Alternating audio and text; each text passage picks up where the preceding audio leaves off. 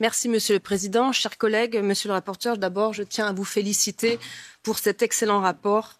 Et vous avez raison au point 26. C'est vrai que 7 ans, c'est beaucoup trop long. Les procédures administratives pour traiter les cas frauduleux signalés doivent aller plus vite.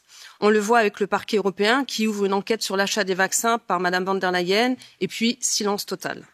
Je rappelle que la Cour des comptes affirme que les dépenses irrégulières signalées concernent la période 2014-2020 s'élevaient à 14 milliards d'euros.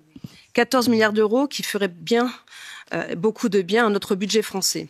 Et oui, encore une fois, vous avez raison, nous voulons avoir la liste de tous les bénéficiaires finaux. Une remarque au point H. Vous considérez que les systèmes de détection rapide et d'exclusion et Arachné protègent efficacement le budget de l'Union contre les risques de négligence, de fraude ou d'irrégularité du fait d'acteurs privés par l'exploration de données et le calcul de risques. Moi, je veux bien, mais expliquez-moi comment cela a fonctionné avec les contrats Pfizer, Remdesivir, le scandale bien connu des 71 milliards d'euros de contrats d'achat de vaccins, et puis ce scandale qui vient d'être révélé par Le Point sur les fausses ONG financées par la Commission pour faire du lobbying sur les députés au moment de voter sur les lois environnement.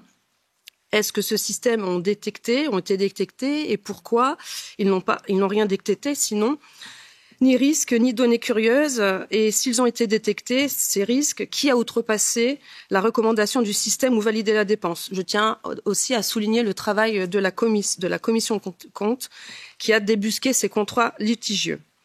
D'ailleurs, cela rejoint votre point 14 sur ce que vous appelez la corruption de haut niveau dans les institutions européennes. Alors, je pense qu'il serait utile d'aller plus loin, de préciser à quoi nous faisons référence.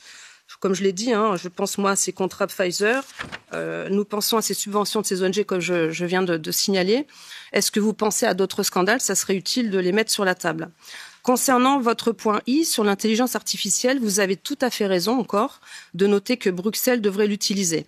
Nous avons des pépites françaises dans ce domaine de l'intelligence artificielle appliquée à la détection de fraude et j'espère que Bruxelles ne va pas encore chercher hors d'Europe des compétences qui existent ici en France ou en Europe. Au point J, vous le savez, nous sommes contre ce genre de remarques parce que c'est comme la censure qui décide si un programme respecte les valeurs de Bruxelles. Vous le savez bien, du Portugal à la Finlande, les sensibilités sont différentes. On a bien vu un autre scandale que l'ancien commissaire de la justice Didier Reynders n'était pas exempt de tout reproche avec ses milliers d'euros en cash, en billets de loto achetés dans une station-service pendant des années. On parle potentiellement d'1 million d'euros blanchis. Est-ce que c'est ça les valeurs de Bruxelles? Donc ne parlons pas de valeurs abstraites comme préalable aux aides européennes. Nous sommes ici chargés de la lutte contre la fraude et pas de savoir si les bibliothèques pour enfants devraient avoir des sections orientées sexuellement. Enfin, je souhaiterais que le rapport PIF, ce rapport annuel sur la protection des intérêts financiers européens, je souhaiterais que ce rapport évoque effectivement le profil des fraudeurs parce que là, nous n'avons que des chiffres, nous n'avons pas d'exemples concrets. Est-ce qu'il y aurait environ 1 million de cas chaque année? Alors, qui sont-ils? Et surtout, est-ce qu'ils sont récidivistes? Quelles sont les sanctions personnelles qui ont été prises? J'avais pas eu de réponse la dernière fois auprès du commissaire Hahn et je voudrais que la nouvelle administration soit en mesure de répondre l'année prochaine à ces questions. Je vous remercie encore une fois pour votre travail et comme vous, on portera des amendements pour préciser certains points. Merci.